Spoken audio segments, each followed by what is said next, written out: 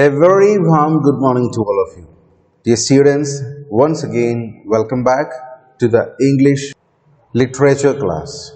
Today, we are continuing with the short story, unit number 2. Title of the story is An Old Man at the Bridge, written by Ernest Hemingway, part 3.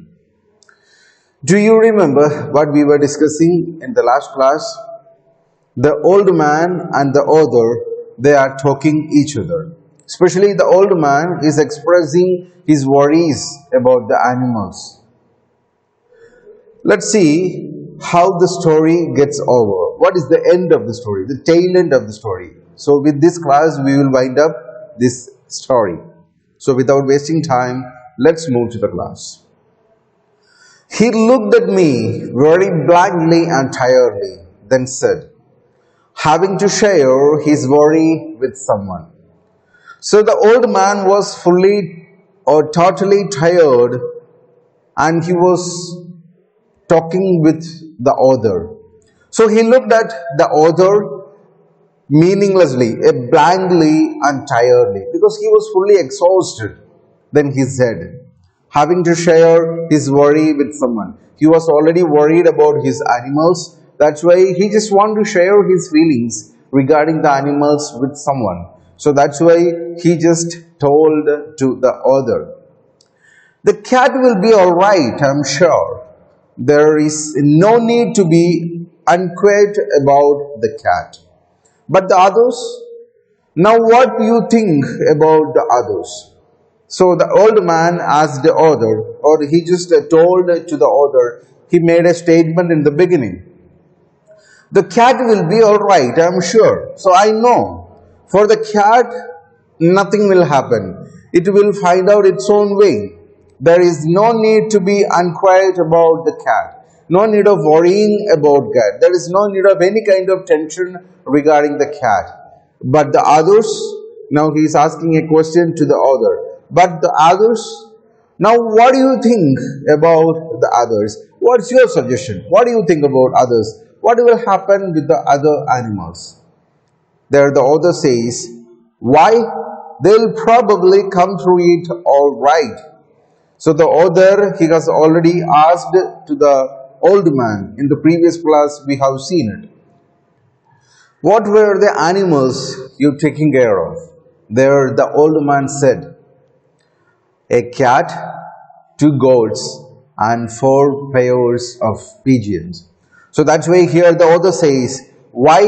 They'll probably come through it all right. So you need not worry about those animals because cat will find out its own way. In the same way, the rest of the animals also will find out its own way.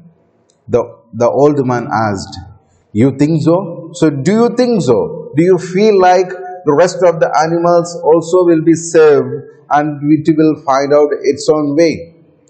There the author says, why not? I said, watching the far bank where there were no carts. So the authors, he is still worried about the enemies. That's why in a passive manner, he just replied to the old man. Why not? Of course, it will find out its own way. I don't have any tension about it, or I'm very sure that it will find out its own way. The author said, watching the far bank where now there were no carts. So in the beginning of the story, we have seen the entire road was fully crowded. Then the author went for reporting the incident and he came back. At the same time, there were a few number of carts. But now, when the time passed, there were no more carts. Means all the people who wish to move to some other place, who just want to migrate to some other places, they have already left. Now the entire road, the entire areas are laying vacant. No more carts. But what will they do under the artillery when I was told to leave because of artillery? So because of these huge military weapons, what they will do with that? Or in such a place, how the animals will survive? Or how they will be able to cope up with those circumstances, those situations there, because I was asked to leave the place because of the artillery. In such case, how the animals can survive? How it's possible? But what will they do under the artillery? Do you leave the dog cage unlocked? I asked. Here the author is asking. So usually you might be knowing, we preserve, we safeguard these pigeons inside cage. So the author is asking to the old man, did you leave the dove cage unlocked? Is it open or still it is locked? I asked, the author asked. Yes, means the old man says, I left the door cage unlocked. Means it is open. At any time it can come in and go out. Okay, so the old man says, yes. There the author says, then they'll fly. So if there is some disturbance due to the different weapons, machineries used by the soldiers or army, if it is a disturbance to the pigeons, of course, they will fly. Not only just the pigeons, all other animals. What are the left? The two goats. It also will be escaping from the place once it makes any kind of disturbance to them. Yes, certainly they'll fly. But the others? It's better not to think about the others, he said. The old man, he is still worried about the animals. The author is trying to convince him, the author is trying to make him understand that the animals will find out its own way. But he is not ready to listen to the author. He is not ready with the reply of the author. He is not happy with the reply of the author. That's why he says, yes, certainly they'll fly. Of course, as you have told, they'll fly. But the others, it's better not to think about the others, he said. So it's better live thinking about those animals. That will be good. That's what the old man said. If you are rested, I would go, I urged. Get up and try to walk now. So the author, he has noticed all the people of that area, they left the place. Now only the author and the old man left. So that's why he is telling to the old man, if you are rested, I would go. So it will be good if you have taken enough rest. Let's move. It will be the time. It's a time to move. I urged. The author was in a hurry to move. Get up and try to walk now. So you just get up in your seat and just try to walk. Thank you, he said, and go to his feet, swayed from side to side, and then sat down backwards in the dust. So there is a new word, swayed. Swayed means to move or swing. So what happened? The old man, he just told, or he just conveyed his gratitude towards the author, because the author was ready to take the old man with him. That's why he said, thank you. He said, and go to his feet. He just tried to stand up on his feet. Swayed from side to side. Swayed means to move or swing. So once the old man go to his feet, what happened? He was lacking his balance. That's why he was some moving like us, swinging like side to side, and then sat down backwards to the dust.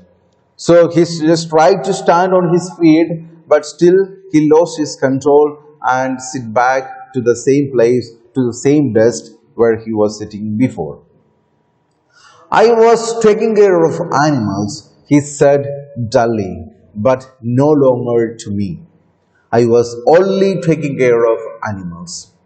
So here the author is listening the words told by the old man. This is the last sentence told by the old man. What he said, he is telling this particular sentence to himself.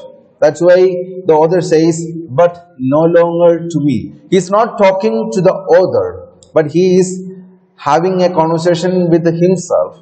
I was taking care of animals. I was only taking care of animals. So the old man is still worried about the animals, and he was having such a passion. He was so possessed to the animals. That's why he says, I was taking care of animals. I was only taking care of animals. I was not worried about any of the rest of the things in the world. I was not worried about the war. I was not about the parties. I am not interested in the politics. I was not having a family. I was having nothing. But I was fully taking care of, or I was fully interested in taking care of these animals, and I left them. So this is the last part. So here the story is getting over. Now the author is giving a judgment. He is making a study about the old man. There was nothing to do about him. It was Easter Sunday, and the fascists were advancing toward Ebro.